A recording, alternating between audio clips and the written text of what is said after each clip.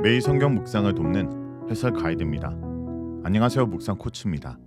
함께 읽고 나눌 말씀은 호세아 8장 1절에서 14절까지 말씀입니다. 하나님은 언약을 어기고 말씀을 이상히 여기며 하나님보다는 우상을 의지하고 열강을 의지하며 은금송아지를 의지한 이들이 자신들을 의지한 열강들에게 심판을 당하시게 하실 것입니다. 1절에서 3절은 선을 버린 이스라엘에 대해서 말합니다. 처음 3절은 이스라엘의 제의적, 형식적 경건을 고발합니다. 여호와를 나의 하나님이라 부르며 우리 이스라엘이 주를 아시나이다 라고 말하지만 이스라엘은 이미 선을 버렸습니다. 여호와의 언약을 어기고 율법을 범한 이스라엘에게 원수가 독수리처럼 덮칠 것입니다. 4절에서 14절은 이스라엘이 버린 선이 구체적으로 무엇을 의미하는지 5가지 예를 들어 진술합니다.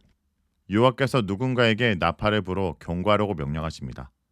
경고의 동기는 적의 침략이지만 적의 신분에 관해서는 언급하지 않습니다. 여호와의 집은 성전보다는 가나안을 가리키는 것 같습니다. 여호와께서 상속 재산으로 주신 가나안 땅이 독수리의 사냥감처럼 적의 침략으로 유린당할 위험에 처합니다. 역사적으로 보자면 여호와의 집을 덮치는 독수리는 아수르가 됩니다.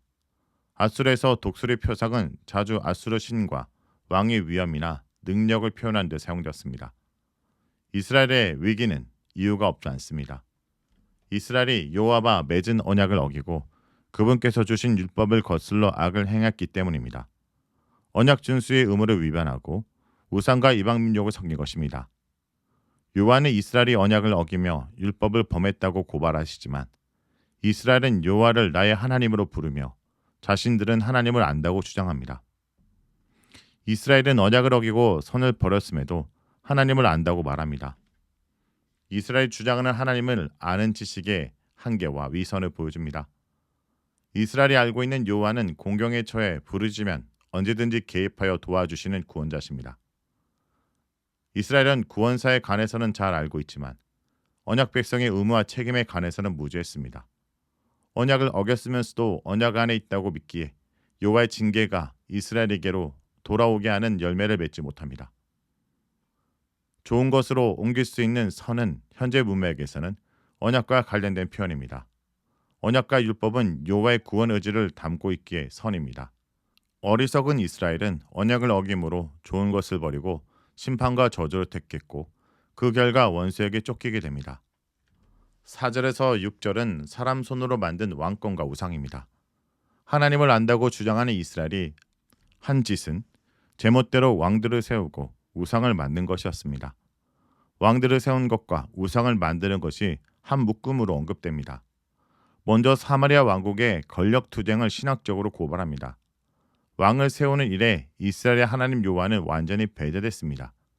사마리아 권력자들은 여호와께 물어보지 않고 당파적 이해관계에 따라 왕들과 지도자들을 세우고 패했습니다.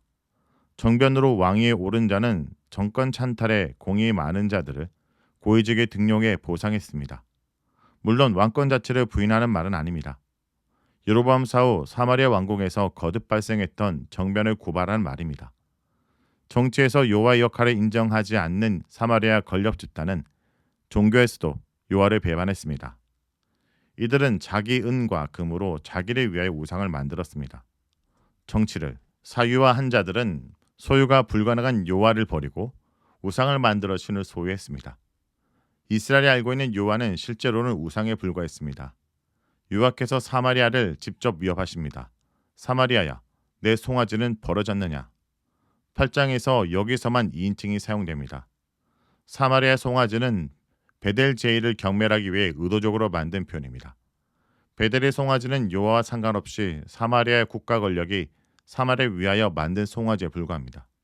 선을 버리고 이스라엘이 택한 송아지는 버려질 수밖에 없습니다. 심판을 되돌릴 수 없는 절망적 형실에 그분의 분노가 탄식으로 바뀝니다. 그들이 어느 때에야 무죄하겠느냐? 사마리아 정치 권력이 국가 송아지로 만들어 베델에 세운 송아지의 본질과 기원이 조금 더 폭넓은 시각에서 다시 언급됩니다. 사마리아 정변이 여호와께서 난 것이 아닌 것처럼 이스라엘이 하나님으로 숭배하는 송아지도 여호와의 명령에 따라 만든 것이 아닙니다. 이스라엘에서 난 사람의 작품에 불과합니다.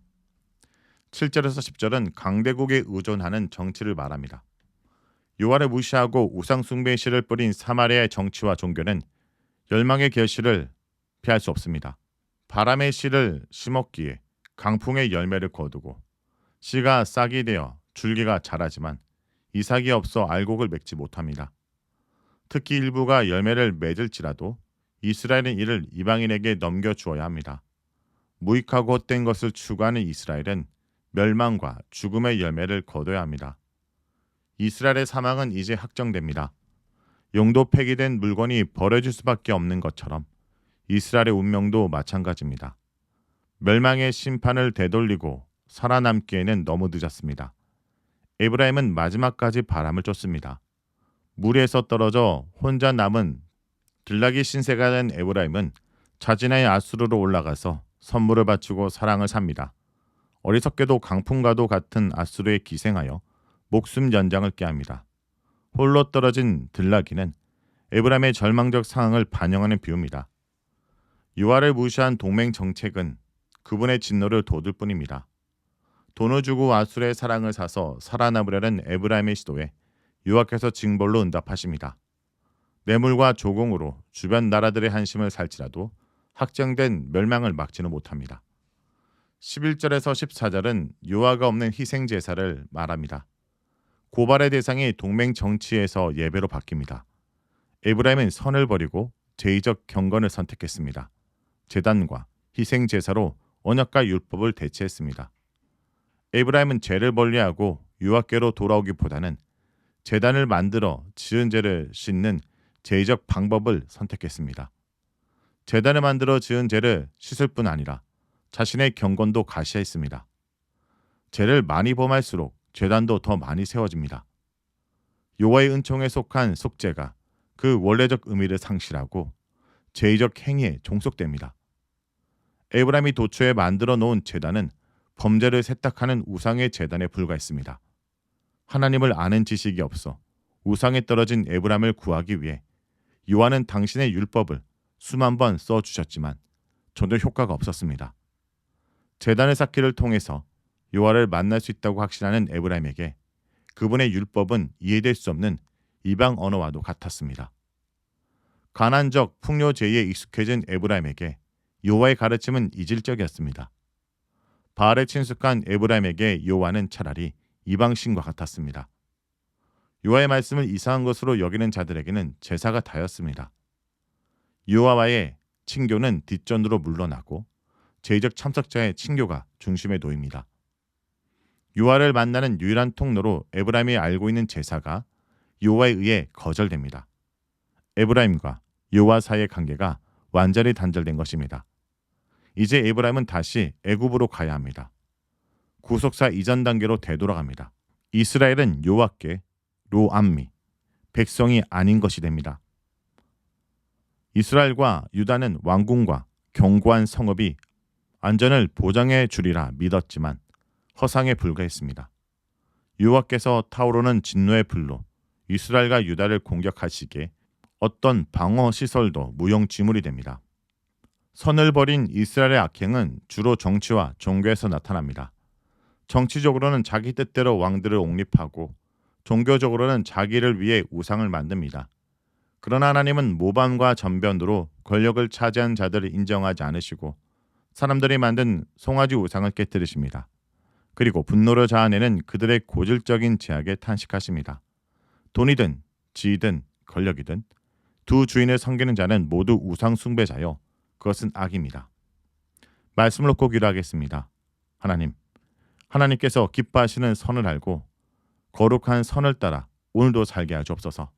하나님을 떠났기에 우리 삶 가운데 모든 것이 망가지고 허물어졌습니다. 주님을 향해 다시 돌이켜 주님의 원하시는 삶의 방향을 다시 바라보며 믿음으로 돌이키는 자가 되게 하여 주옵소서.